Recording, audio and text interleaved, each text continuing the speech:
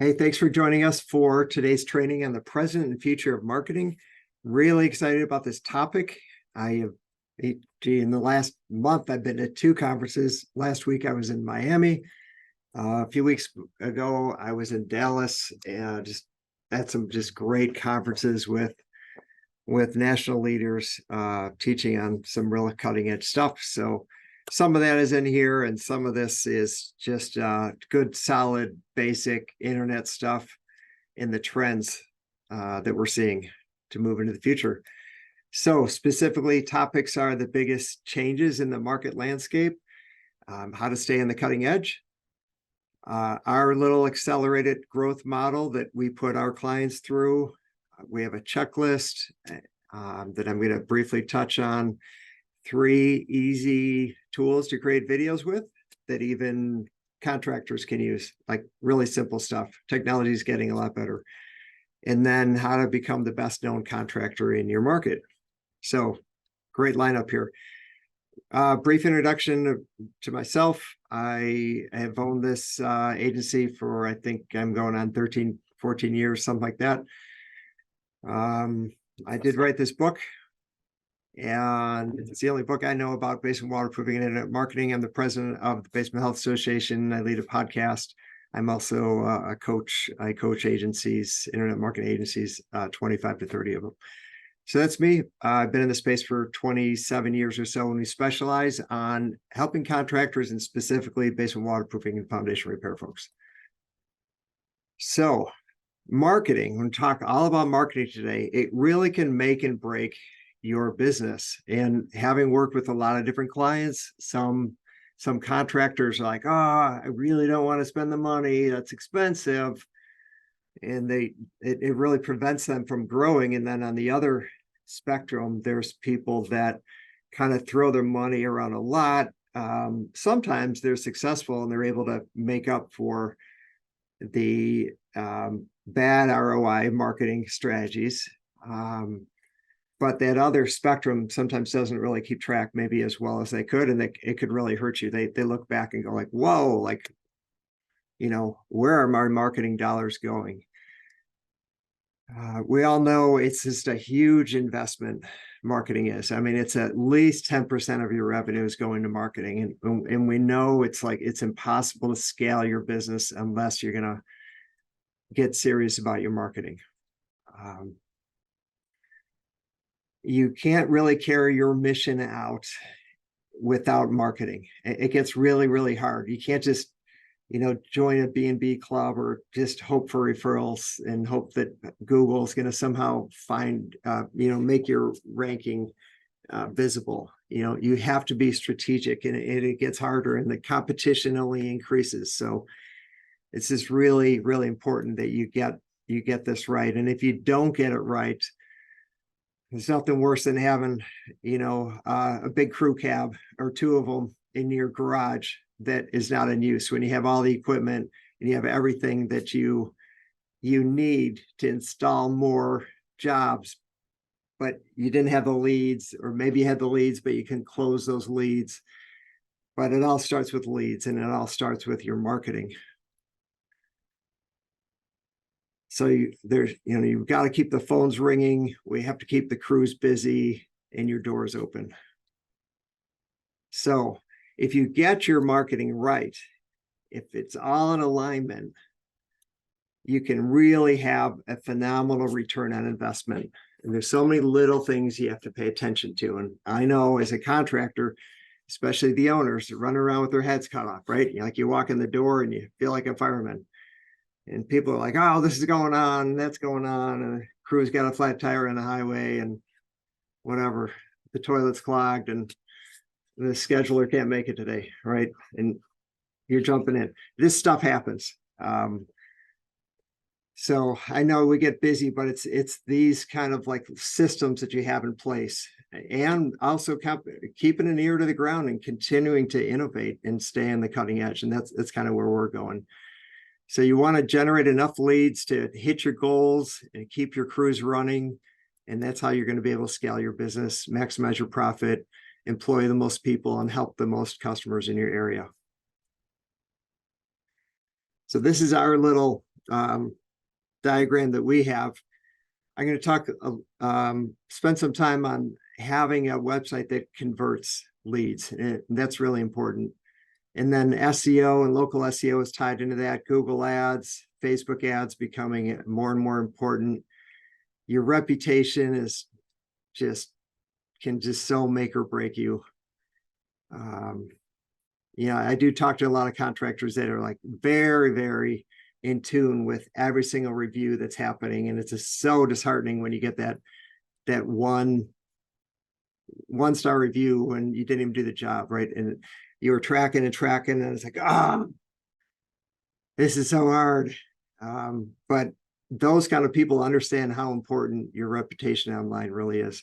And then nurturing these leads, your social presence, and then just tracking this stuff. Not just, we'll talk about, tracking from the olden days to now to the future, but tracking this ideally in real time to know what your return on investment is based on your lead sources. So this is a little diagram, past, present, future, and I'd ask you to kind of think through this right now. And if you had to fill this in, what would you put in the past for lead generation? And if you've been in this business long enough, certainly you would put Yellow Pages in there. And if you were aggressive back in the day, I had a couple telemarketing rooms. I had a shift, I think 10 to 12 people. I think we got up to 14 from 9 to 1, kind of to create those morning leads, and then from 5 to 9. So there's other things you could put in there which still relate to today, like shows and mailers and so on. But Yellow Pages is definitely something of the past. Very few contractors that I know throughout the United States have anything to do with Yellow Pages. There might be some. And then what's a conversion? Like back in the day, for us, it was you better have both homeowners there. You have an eligible problem. You have a date and a time. They have a job and they speak English. In the Chicago market, that's important. So if you have those 5 things, then it's a lead. That's a conversion, and that's it. Tracking ROI, that was kind of on spreadsheets. Or actually, I can't tell you how many handwritten reports that I created. And I kind of like doing them by hand because sometimes you find things, monthly reports that I would go over all these different columns, and sometimes we'd use Excel to put that together. So try to think through this. Excuse me. How would you say it's different today? And then where do you see it going in the future? So here's some of my thoughts on the past, present, and future. So I mentioned Yellow Pages, conversions. We talked about a lead, like, all right, this is a lead. Now that's a starting point. And then some people would say like, well, yeah, lead's a lead, but we really are counting it if there's a presentation that was made. Did the rep get in the house and did he put a price on the table? Because that's another sort of a milestone when we talk about a lead. And then tracking, I mentioned, pen and paper and spreadsheets and so on. In today's world, very different SEO, Google Maps, Google Ads. We have Angie. Now it's local service ads with Google. There's more and more conversions that are happening. Yes, we've always had phone, but like even email, like we've been running some reactivation campaigns for some folks to try to build up that backlog before the winter comes. And even in this morning's meeting, there are several emails that came back from an email blast saying, yes, I'm interested in a Black Friday sale or whatever it is. Live chat is becoming more and more important. And then, tracking is really moving to phone call tracking, analytics. Google Analytics is just amazing. 10 years ago, there was well over 100,000 points of data in there. You could really look at whatever you want to look at, and then really getting it down to average cost per lead and trying to figure out the various lead sources. The future, I think that we're going to see more and more lead generation from things like Facebook ads, YouTube Shorts, TikTok. Now we have Instagram Threads, which is trying to compete with X.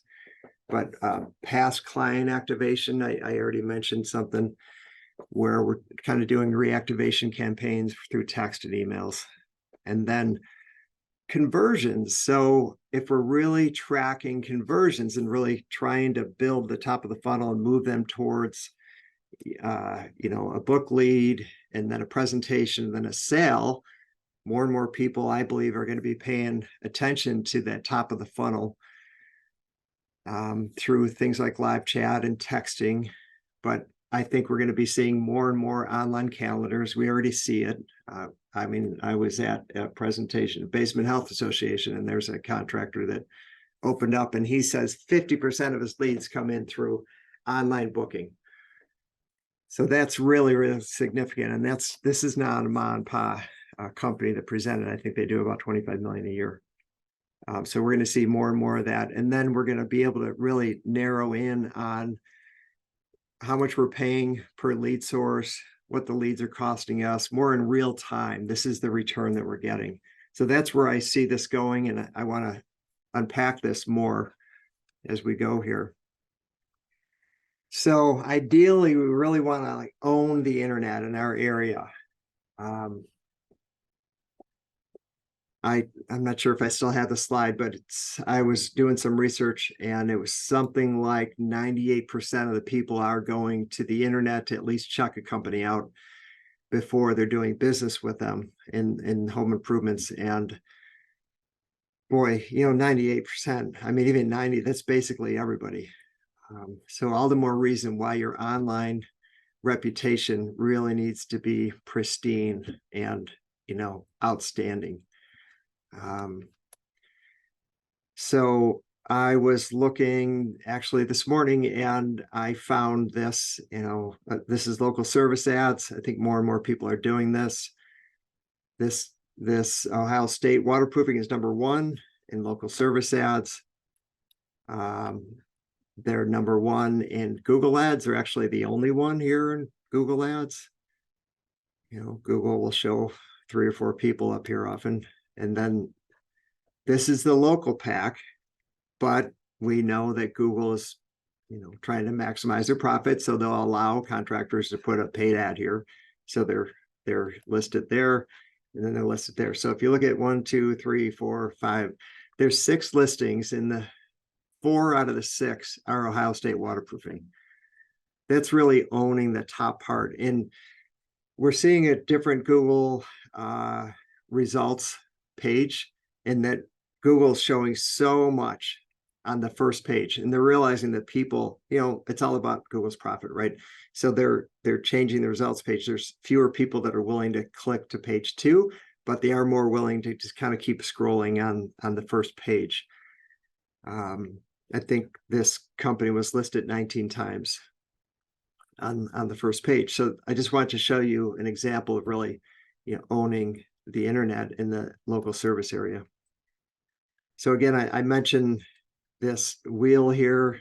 I'm going to get into, it's one thing to own the local internet in your area, but it is different to have a website that converts. This is a checklist that it's probably a couple years old by now, but it's all very relevant, and it's a free resource on our website. You can go to the website and it says free resources, and it's the second one. But this is going to touch on and ask questions about many of the things that I'm going to cover in this training today. So please take advantage of that. So let's talk about a high converting website and what can happen if your website is really optimized for conversion. I want to tell a story before I get into this. When we had our other office, we were for a period basically that the largest traditional agency in our county would give us their digital marketing business. They were phenomenal at creative and making super high priced websites. And they were really nice. Their head designer guy, he said he created the Nike Just Do It and the swoosh, and he did crazy stuff for Anheuser-Busch, and there's several other companies that that this person worked with. So they would often like make this cool website and then have us do like the digital marketing, because that was our expertise.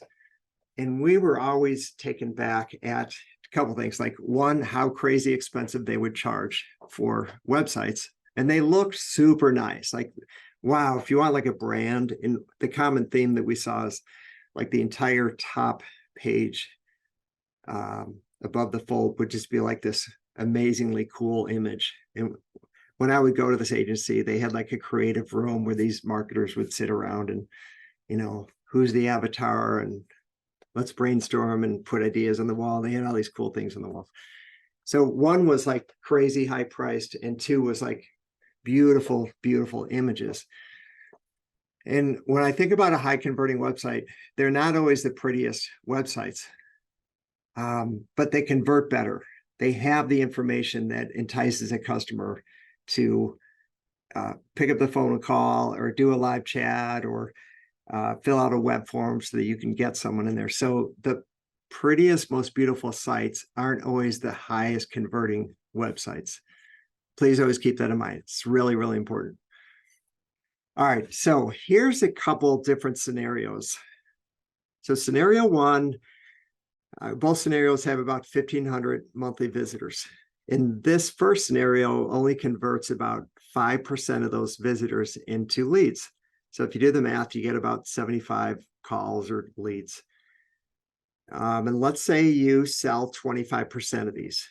That gives you about 19 jobs. So if you had 19 jobs and your average job size is 10,000, for that month from the internet only, you're going to end up with about 190,000.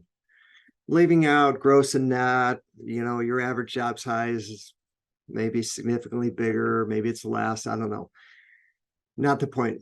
I just kind of want to walk you through some figures here so you could really see the power of a higher converting website. So in scenario two, you have the same exact number of visitors. The difference is you have a 10% conversion instead of a 5% conversion from a visitor to a lead. What that does is it creates 150 leads versus 75. The closing percentage is still at 25. The difference is, of course, not 19 jobs, but now we have 38 jobs. We're keeping the average sale at 10,000. We now have net, or I'm saying net sales at 380,000. Like huge, huge difference. And the only difference, I mean, think about all the time and energy you put into like, trying to be a better sales rep, or trying to train your sales reps to be more effective, which is all good work. Like, we really need to do that. It's great work. And then think about all the energy. Like when I ran my business, we had like 25 to 35 shows a year. So there's a lot of like setting up on Friday afternoons and taking down on late Sunday nights. And, every now and then you get a call like, hey, your booth is still here. Whoever's supposed to take down your booth didn't take it down. And, I'm leaving dinner to go drive wherever to take down the booth. There's canvassing, there's telemarketing, like all that hustle to get leads. And it's a lot of work, and all the media people that you work and all the money that you spend. This scenario significantly increased net sales only by having a higher converting website. So the moral of the story here is, boy, you want to make sure that your website converts visitors into leads. Like, that's really, really important. All right, so here's 12 critical elements to enhance conversion. And I think you're going to be surprised at some of these. So speak to your target avatar. What are their fears and frustrations? What do they really care about? Dealing with contractors is scary. We all have seen the news of some crazy contractor. We've all talked to somebody where, I'm not talking about like not showing up, but I'm talking about like scenarios that you just don't want to get involved with. So what can you have on your website that's going to alleviate those fears for the person that's shopping, especially for that person that doesn't know you from anybody else, and all they really have to go off of is your reviews? So try to put yourself in their mindset of like, I'm scared of these contractors, but yes, I have a problem, and yes, I need to hire someone reputably. So, why would they choose you? So are you talking to their avatar or to your avatar? Number two, be real. So no stock photos. Use real images of you and your team on the homepage and throughout the website. This subconsciously creates a connection between the customer and you, and their brains can be like, okay, I get it. These people are real. You know what else works really well is, I guess I'm getting into number three, just like short videos, like interview your staff and put that on there. And then the person can play the video. It's like, okay, this is like a real person. It seems like they really care about their job. They like the company. That works way better than, perfect people and perfect videos. I think people see right through that, and they want to see who are they really potentially going to hire. So three, use a welcome video on your homepage. I think it's really helpful to have the owner on the homepage. They want to see who the owner is. My dealing with owners is they typically don't want their photo around. They don't want to be the face of the company. They're kind of like, I just want to run my business. But it's going to create more leads because it builds more trust. So I'd encourage you to get your face on the homepage and make videos of your staff. This third point, video explaining why someone should contact you versus your company. I'm not a big fan of like, I would never diss the competition, but try to emphasize like why you stand out and why you might be better than your competition. Leverage social proof. Yes, customer reviews are believed more when they're on, for example, Google versus your homepage, because everyone knows you can control those, but I still believe that they influence decisions when you put those reviews on your homepage. So I would encourage you to showcase your reviews. If you could tie those reviews to a name, that's better. If you could add a city, that's even better. If you could add a face to that review, that's the best. No, sorry, the best is videotaping a customer after you finish a job and they're just raving about you, and show a happy crew and how proud they are of your work. Like that's the ultimate best. But getting back to like putting a face with the reviews, you can get that right from your Google business profile, because if it's a public review on Google, they're already providing their information and it's like kind of already been cleared. Just some really basics, which I think sometimes people overlook. I personally like the phone number big and bold on the top right hand side. Sometimes people have it in the middle. That works too, but it should be easy to find. The web form, make it easy to find. There's people that are working during the day and they can't talk, but they're like, oh, I gotta get my name in the system, so to speak. I need people to follow up with me. So that's part of the reason why they fill out web forms. Sometimes it's on weekends. Just make that easy. No hide and seek on your phone number and web form. Just make it super easy and visible. Some more basics are add credibility things like Better Business Bureau, Angie. I mean, the people listening to this know the BBB A+ rating doesn't have as much credibility, but older people still really trust the BBB when they see that A+. There's no magic wands, but it's just a bunch of little things. So the more credentials you can collect, like I always tell contractors, collect these credentials, join associations, to have a legitimate way to say like, hey, we belong to this, and then put it on your website and advertise it. The Basement Health Association is really revitalizing their Star Award. And that's going to be something that's going to have more credibility, and you can advertise that, add that to the collection of your credentials. Okay, so ensure that you have a clear call to action. Don't just put your number there, but tell them what to do. Like say this, talk to people like they're in third grade a little bit, like having calls to action, call us now, or tell them when you're open and so on. All those little things, when you do split test, you're going to see a little bit of a difference. And then again, all this stuff adds up. Like doing one thing is probably not going to make much of a difference at all. So these are just kind of the basics. Let's see, special offers and coupons. There's TV shows on coupons and stuff. And so there's just another like very small percentage of the population that like is way into coupons. It's like, oh, cool, I'll take advantage of this. I got a big discount with this company. At least they're not going to get me for that higher price because at least I got my coupon. And that's part of the reason why mailers work. It's like, oh, we got a coupon for this company through the mailer. I'm going to hang on to that and call this. So make coupons available. Something that I think gets overlooked is your mobile website. We so often work on a desktop that you don't always pay attention to the mobile, but it's absolutely critical. Probably more traffic is going to mobile, but at this point here, make sure it's easy to click to call. And what I've seen on some mobile versions is if you hit the number, it will click to call, but it's not obvious. I would say make it obvious, like put that thing that says click to call on there.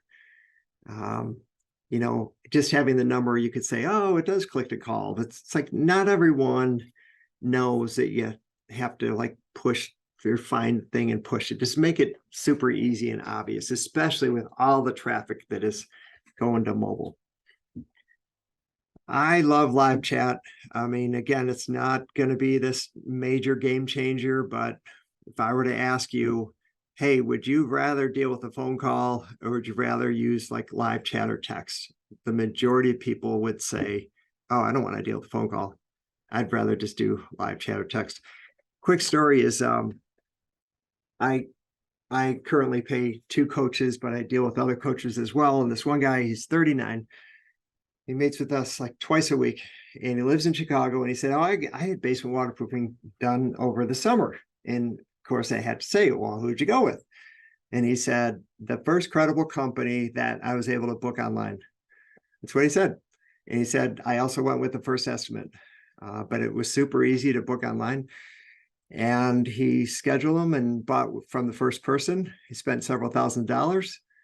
And I thought that was really interesting. And I mentioned his age because some of us folks that have been in this business for a while think that, oh yeah, I should appeal to those millennials or those Generation Z. Yeah, they're into that, but I'm not sure if they own homes. Yeah, I'm not sure how much of my market like really is way into that. Well, this guy's like 39 and that's just how he thinks. So that's not exactly like 22. So you really need to have that now. If you don't, I think you're losing a certain percentage of your business that wants to interact that way. The world is training our customers to use their phone to schedule things. If you wanted to go to the airport right now and you didn't have a ride from a friend or family member, you would hit Uber or Lyft and they would be at your door probably within 5 or 10 minutes to take you to the airport and you wouldn't need to call anybody. If you wanted dinner tonight delivered to your house, you wouldn't have to call anybody. You would take your phone out, and all these companies have apps, and you would just fill out the app and it would come to your house. So our customers are being trained to use their mobile phone. So you really need to think through, okay, if our customers' brains are like so used to using their mobile phone to schedule things, how can we make our website very mobile phone, like user friendly, schedule online kind of a thing. So really, I would say start with giving the option to book online, like get an online calendar.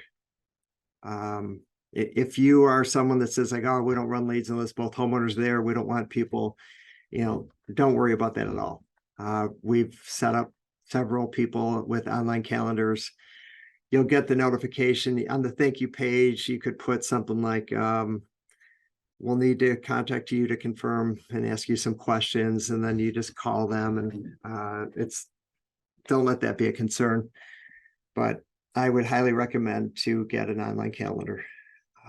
Site speed matters, especially mobile. You could use Google Page Speed Insights or GT Metrics to look at the speed of your site. hosting matters, how the code is written matters, images being compressed matters, all that affects load time. If you're going to use like Google Page Insights, I really want desktop to be 90 or higher, and I want mobile to be 85 or higher. You could Google right now and put, Google Page Speed Insights, drop your URL in there, hit enter, and within about a minute, it's going to tell you how fast your site loads. But you want to have that positive, user-friendly experience on mobile and on desktop, and speed matters. Quite honestly, I think that's part of the reason why Google has changed their search results to show page 1 is so long now, because people don't want to, I know it sounds stupid, but I'd rather just scroll than hit enter and have to wait a few more seconds. So speed really matters. So create a positive experience, and then engage in text. I know several contractors are using text, and quite honestly, on the other end of the spectrum, my fear is that it will be several years before some contractors embrace texting. In today's world of technology, you don't need to have a second phone that sits in a drawer in a desk that does texting. You could have it all tied into your CRM system, and every single conversation documented. You could do broadcast text, and when someone responds to a broadcast text, it turns into a one-off text where you can have that conversation. So all the technology is there. All right, so that's a lot of little stuff. I hope you can make a note of like 1 or 2 or 3 things that maybe you need to revisit or touch up on. I wanted to show you this example. This is a plumber's website, but I wanted to mention a couple things. So this to me is a pretty darn good high converting website. Point out a couple things. This is a phone number in the middle on the top, but it's big and bold, and then the same exact phone number is here with a call to action, call now. Here's also a very, very simple web form to fill out. Just name, phone number, email address. Boom, it's all right there. Here's some credentials. Here's the BBB A+ rating, and here's a bunch of associations. And it looks like there's a couple big things here for like charity. Actually, 3 of them. So like these are the good guys because they give to charity, right? In business, having studied split tests, like when you have in business since 1978, that little thing is it matters. Like if that's the only difference, people are going to gravitate more towards the business that's been around for a long, long time. I like that. I wanted to mention, here's the owner in a white shirt, knight in shining armor. Just, he's a good guy, and he's smiling, and he's very friendly. Here's a truck in the background that's branded. This looks like a highly reputable company. Here's coupons here. Now, in the beginning of that 12-step list, we talked about addressing their fears. So first thing, we're honest. Hey, folks, we are honest and we're experts, and you deserve the best service 24/7. So if you have any issues, middle of the night, we're there for you. Granted, it's an answering service, right? And granted, they're probably going to say, well, no one's available until the morning. I don't know. I don't want to be the cynic. Sorry about that. But 24/7 live answering, that's, I'd rather deal with those companies than someone that is only available between 9 and 5. Family owned and operated. It's not Wall Street or big corporations. This is just an honest, reputable family, and no mess left behind. Like, you talk about fears, like, quick story. I had a plumbing company unclog a sewer in an old home, and they left a big mess in the ground. And, their mentality is like, hey, we did our plumbing part, we fixed it. Well, they left a big mess in the ground. So here, this plumbing company knows that that's a concern. What do? No mess left behind. Guaranteeing old-fashioned customer service and personal attention at a great value. Man, I mean, everything is here. There's a lot of stuff here, and that's just like a small area. Now, that's not really a pretty website, in my opinion. It's very, very crowded. If you had training on like what a show booth should look like. They talk about having space so that someone's eyes are able to go there and it's not too busy. But I guarantee if this website was split tested against like a big open space that like looks cool, I guarantee this website is going to convert more leads, more web visitors into leads. I just put this up here for live chat. I think it's important to have. It pops up, welcome, and I like these credentials and faces. This is the actual crew. It's not like every person is in perfect uniform with the same color, but I like having faces here. So is your website mobile friendly? I just looked this up like 2 days ago. There's 7.5 billion mobile phones in the world. Like, I don't think there's that many more people than 7.5 billion people in the world. But granted, there's a whole bunch of people that have like more than one cell phone, I guess. 3 out of 5 consumers search for local businesses on their smartphone. Like, that's really, really important. And Google reports that 40% of mobile consumers turn to a competitor site after a bad mobile web experience. Having run like literally hundreds and hundreds of web speed tests on many, many, many different sites, mobile is always going to load slower. It just is. There's like a lot of activity that has to happen that fits it in such a small space. So just another reminder, just really, really pay attention to mobile. All right. So kind of some questions before we leave this little section. Do you have the phone number in the top right-hand corner? Do you have authentic images? Can you add any videos? Like, I'm going to share some really easy to use video tools that you could use. You don't need to hire a professional videographer. Good and done is a lot better than perfect and not done. So our phones are so powerful today that the quality of photography is just crazy. Just make sure the lighting is good and the sound you could hear, and you'll be fine. Do you have a compelling call to action? Are you giving your customers the option to do live chat, or like what we do is we pull them into a texting so that they could be texting through their live chat. That way we capture their cell phone number.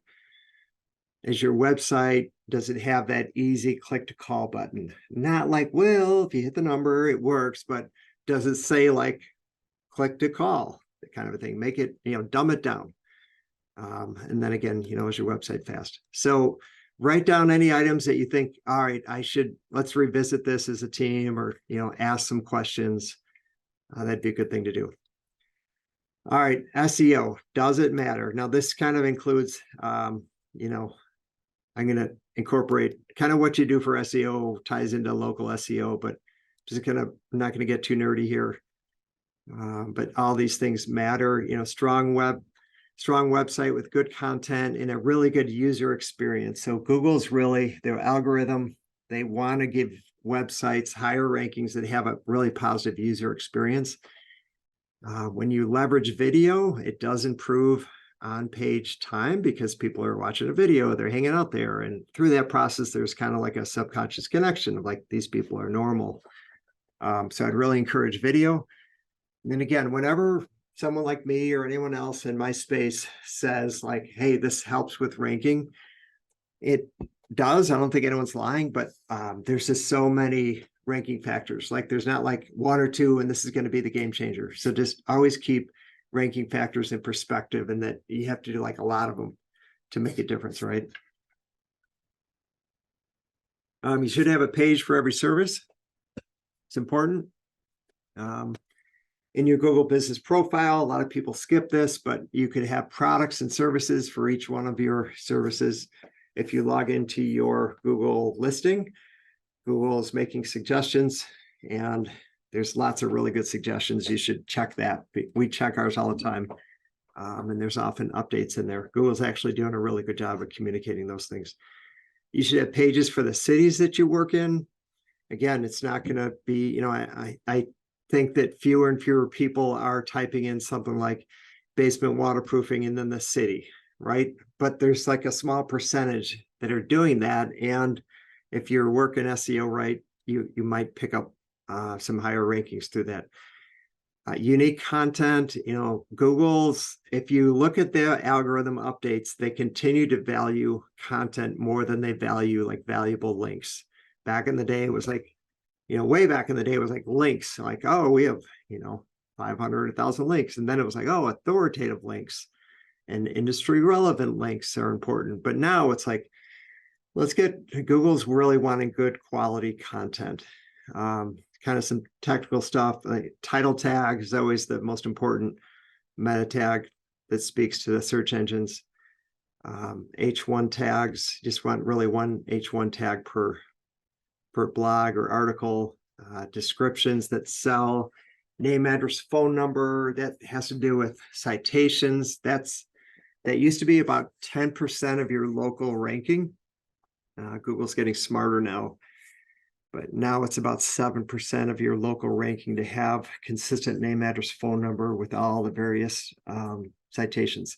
Again, it's something that you can look at and something that can be cleaned up. As far as citations, you never get, oh, thank you for the question. I'll get to it in a second, Chris. You never get perfect, like, name, address, phone number. Like, I've never seen it, and we've worked hard to untangle these, and we've significantly improved them, but they're like never perfect. Chris is asking, have they reduced the role that links play in domain authority?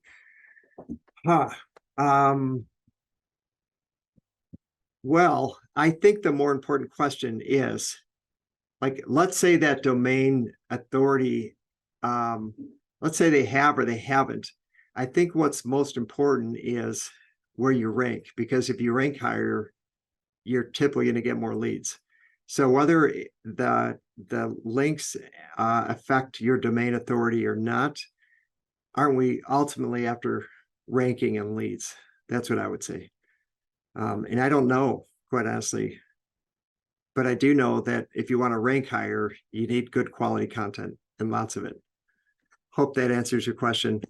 It's the best I got on the fly there. Let's see, blogging with updates and syndication. We use I don't want to call it a press release. It's sort of like a Google signal generator, and that we're able to get something like 2,000 or 2,500 signals that we're sending to Google for every blog, because it gets released to all these other sites, and we publish our blogs in such a way that we're tying in the maps, and we have all the H1 tags, and we do citations and all sorts of things to maximize signals, so that when it goes on these other sites, that those signals get multiplied. And again, focus on desktop and mobile speed. Off page, claim and optimize Google profile. So everyone has this, right? Claim and optimize. Yeah, I don't know about optimize. I'll say a thing or two. Have at least 50 pictures on your Google listing. I would say you could add, we're about habits of creatures of habit, right? Boy, I think you got to schedule some time, like once a week, to work on your web presence if you're doing it yourself, if you don't have an agency. And I would just get in the habit of adding pictures, if not once a week, once a month. Just add pictures. You could take your services and make products and services out of them. You could add questions and answer them. That makes it more appealing. There's another line down here. I don't know if it's here, but you should tie your social media platforms to your Google listings, so that when you publish on your social media platforms, it's hitting the Google listing. When you blog, you want to tie that to your Google listing, because that's going to be more activity that happens. I've mentioned this before, in that Google would prefer that no one ever goes to a website. Like, Google just wants you to stay on their platform so that they could sell their advertising. That's why we're seeing Google business profiles have so much stuff. Like, you could turn chat on, which I would recommend just pay attention to it. All the reviews are there. Like that Google listing is so much stuff because Google's trying to keep you on their platform, and that's where they make more money. So take advantage of that and then log into your Google listing and see what recommendations Google is suggesting. You should definitely do that on a regular basis. I mentioned citations and cleaning up your name, address, phone number. Some people use Yext. I'm not a fan of Yext, but it's good for a couple of things, in my opinion. I'm guessing that someone watching this webinar is already into reviews and they know how important they are. And I do mention company culture here because it can't just be like, hey, did you get a review? It's got to be like an entire company that really values 5-star reviews and knows how to get them and rewards and acknowledges and reads those reviews in meetings and puts them on the wall and has company contests for those things. I mean, it's really, really critical. Build authoritative links to your website. Links still matter and they still help, no doubt. I don't want to say that doesn't matter anymore. And I mentioned strategic content syndication. All right, Google Maps. I think this has to be my favorite thing, just because it's free, and all contractors like free stuff. And the more that you can have your listing further away from your city, the bigger presence you're going to have, the more free leads you're going to get. So I covered a lot of these. Is there anything you could make notes of that you can clean up? Like, you should probably check your name, address, phone number. Like, I guarantee you there's something you could do to improve that. And again, that's not a huge percentage, but I can't tell you how many accounts we take over and their name, address, phone number is a wreck. And it should be addressed. Reviews, yeah, post in your Google My Business, Google listing, Google business profile. It's all the same stuff. Post in that weekly. Yeah, so make notes, like write a thing or two down, something you could check on a regular basis. All right, pay-per-click and paid marketing. How are we doing with time? This is a long one. Try to only hit the points and not talk about too many stories and go into too many tangents here. So just some basic things why Google ad accounts fail. I may add one or two that are not on here, but just as this is really basic Google ads, you just need one ad group per service. Your keyword ads and landing pages need alignment. Google ads now is, Google kind of wants to run it for you. You basically say like, hey, here's some titles that would work and here's some pictures that would work. And a lot of these things in Google ads is like, let Google figure out what the best ads that are going to work. This is especially true with Performance Max, but Performance Max is kind of the AI behind Google's algorithm and Google ads. I think you could over rely on Performance Max. It's really designed to sort of be the water and the sand that fills in the rocks. It's not designed to just like, oh, just set a Performance Max and like let Google figure everything out. Like, you've got to pay attention, and you might want to pull some of the more important keywords off of Performance Max just to see if you could like really zero in on getting a better return. When we talk to Google reps, like almost once a week, we never go more than 2 weeks without talking to one. When we're talking to them, like, we know that a lot of these reps are commissioned reps.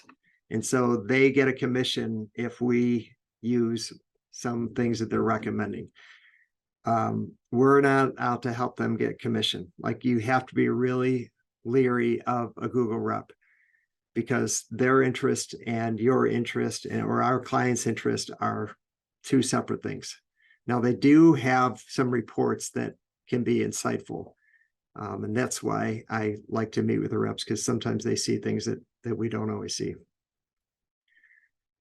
There's a lot of like paid ad stuff that's these big platforms that continue to grow in the tech world, Google being the leader, they're just looking for ways to make money, right? So we've all seen local service ads come out in the last couple of years, and now, they put that at the top and everything else gets pushed down. I hope you see these trends. Like there used to be the 7-pack and now there's a 3-pack. Well, all that area is free. They're Google ads, you couldn't show the first one as being an ad. Well, now it's there. So it's like Google's getting stronger and stronger, like everything's turning into an ad. It's like pay to play. So second one, are you retargeting ads and trying to go after unconverted leads? Google ads is big. Yeah, I mean, I think one of the things it's under tested is landing pages. So, you have your ad and they're going to get to a landing page. Again, just like websites, does that landing page convert leads? Does it really shout, there's credibility, you're speaking to me, you're addressing my fears, there's a picture of, the owner or whatever it is. Do you have all those components on the landing page? Because a ton of money goes into Google ads. You just want to make sure that those landing pages are working. Call tracking, of course, is really, really important. Facebook ads continues to be a player. I think that is going to continue to grow. And some other places that I've seen people do really well in, everyone knows Angie. Some people hate them. Some people, figure out how to make it work. We kind of handhold our customers. It's a lot. There's like a lot of ins and outs to Angie, and then it's always changing. And we know how busy contractors get. And it's really hard to kind of pay attention and do all that we're trying to do with like, wait, what are the new rules? Like, how are they charging us? And we bought all these leads and we're not getting lead credits. And it's not easy even to submit lead credits and to track it. But there's some other lead sources that people have had success with. Thumbtack, House, Porch, Yelp. I've only seen people have success when they have, and this is rare in and of itself, but the ones that have done this have done it quite well. But if you have like a 4.5 to a 5 rating on Yelp and you have 5 reviews or more, I would definitely encourage you to run some ads on Yelp. You could do it in such a way that if someone goes, those Yelpers, if they go to Yelp and they type in basement waterproofing, you could have your ad shown first. And it's not like super obvious that it's an ad. And I've seen people do really well with that. All right, so if there's anything here, write it down, take your action items, come up with a list. Does content and video consumption matter? I think we've all seen our brains change in the last 10 years with these smartphones. And it's interesting. I like this neuroscience field, and I find, neuroplasticity is my favorite word, because what that says is that our brains can change. And we didn't even know that until about 35 years ago. We started doing MRI tests and we started seeing brains change and show different areas highlight, especially in brains of people with addiction. As they've gotten healthier, they receive different movement inside their brain. But I think it's safe to say that our brains are changing, and our brains can be lazy. And I think we're really drawn to video because we don't have to read and it takes less energy. So we're consuming crazy amounts of video. And I'm sure, not everyone will admit it, but I'm sure we've seen enough TikTok videos or Facebook reels that it's like, oh, this is interesting. And then they figure out kind of where you spend your time, and then they're going to send you more of that. I get a lot of basketball videos. I mean, I guess I'm watching Steph Curry or something, or some highlights. And so I'm just getting a lot of basketball videos in my feed when I get into that kind of lazy brain where you're tired and you don't even plan. You're not you don't sit down and be like, oh, I'm gonna look at some Facebook reels. This is awesome. It's sort of like someone's messaging you and you're like, oh, what's this? And 10 minutes goes by and you're like, man, I just watched 30 videos. So I see that being in the future, that's going to be more and more a factor, especially with the algorithm of these big platforms. Like they are trying to make money, and they're going to figure out like who's looking for what and who's feeding what.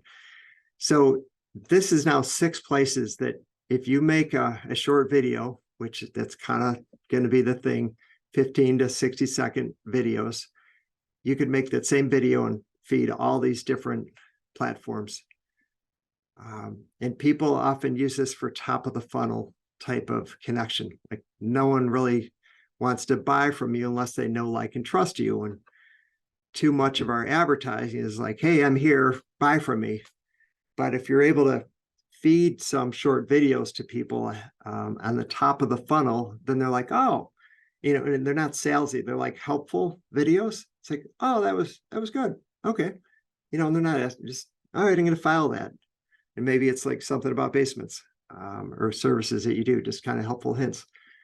And then they get another one. It's like, oh, I recognize that guy. Oh yeah, I recognize this company. And you see 2, 3 of those. Okay, now they know who you are. Now they're like, oh, this person, I've learned from them. And they're subconsciously, it creates a loyalty when we learn from people. So these are some platforms. These are 3 easy tools that actually business owners are using. Like InShot, it's an app that you can put on your phone, and it makes it super easy to edit a video. Captions is an app that you could add. Like we've seen those cool, bold captions on videos, and then the word is highlighted as they're talking. I think that's captions. It's got to be the best app around to enhance your video. So, and did you know it's something like 70% of videos are watched with the sound down.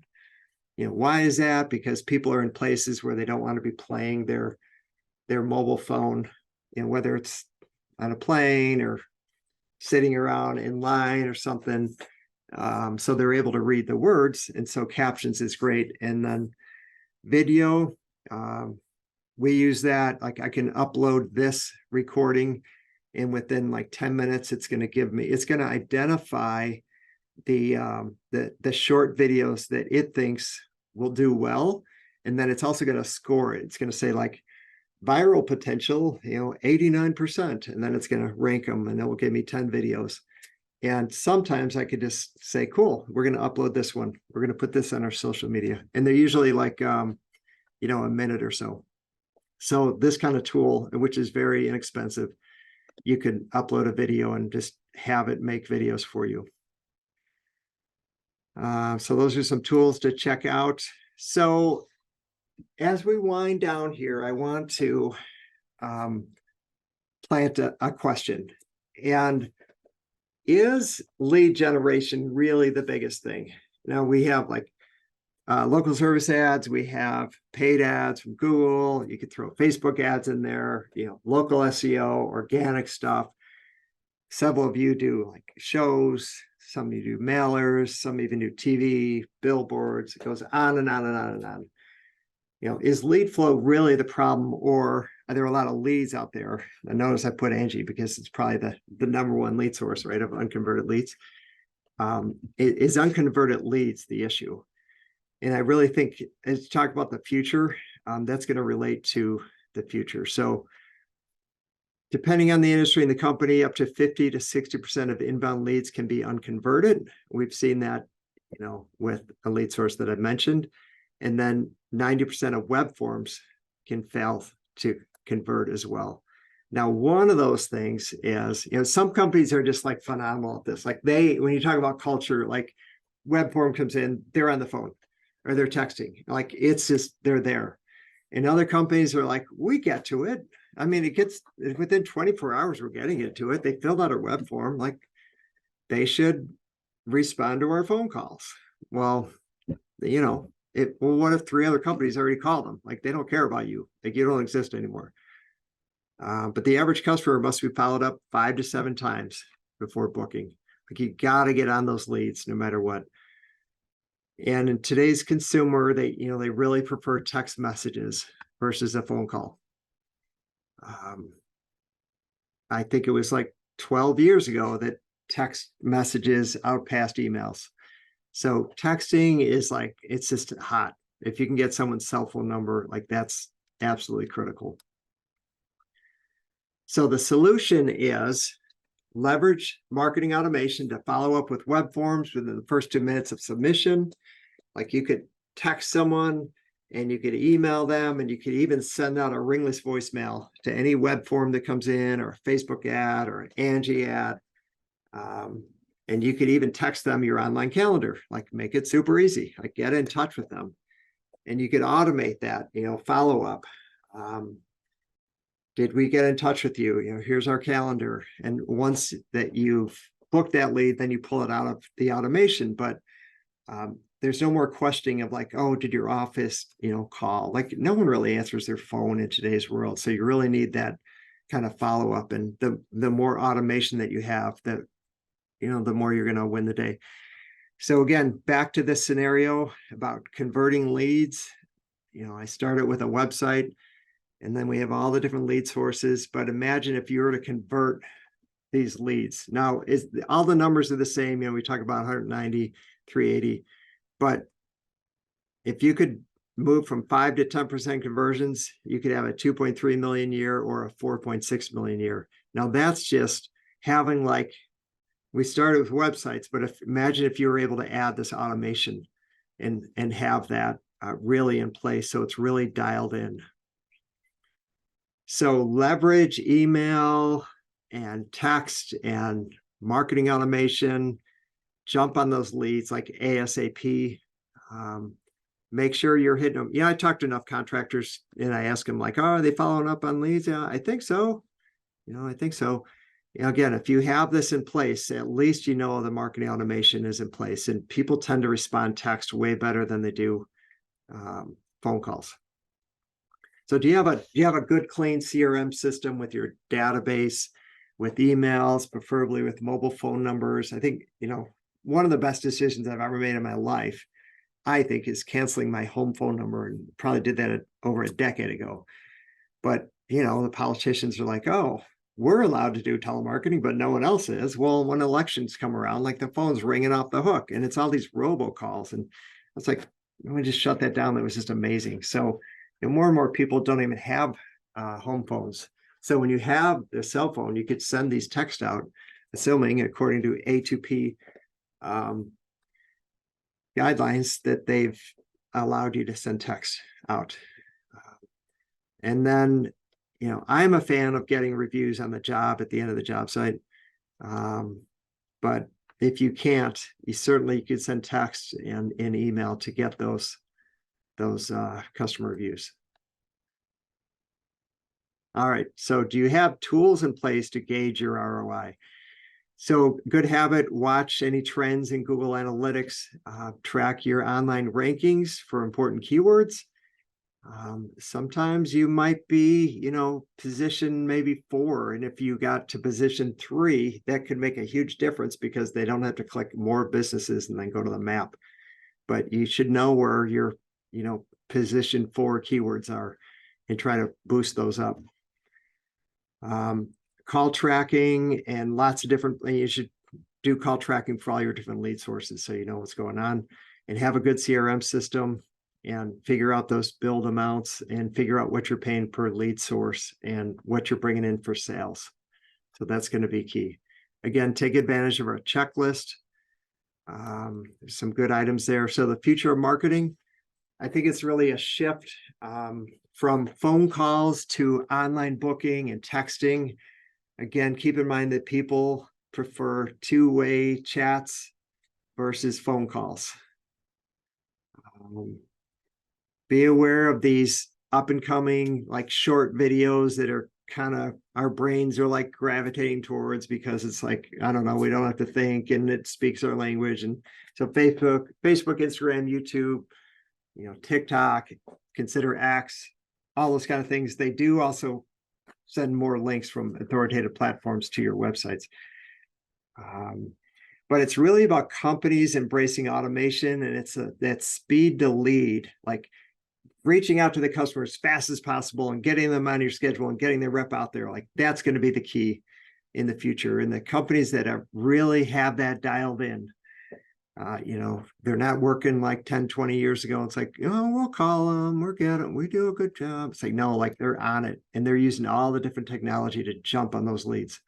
So that's going to be the true winners, not only to get that lead immediately, but also create this amazing positive experience so that they're going to be repeat buyers of these other services that you're selling, and that they're going to refer you to friends and family, and you're going to be the go-to. And then figure out tracking. Try to move from like simple tracking to more advanced, like real time, like, hey, what do we spend on this, and what are our leads, and what are our sales? So those are your action items. So we do have a Facebook group. It's called the Rainmaker for Contractors. Feel free to join that and post on that. If you'd like a recommendation session, we're happy to look at your online presence and give you tips, whether you end up using us or somebody else. That's fine too. We're just here to help. And that's it. If you have any questions, let us know. Thank you so much for joining this training. Hope you got some good value out of it. Take care.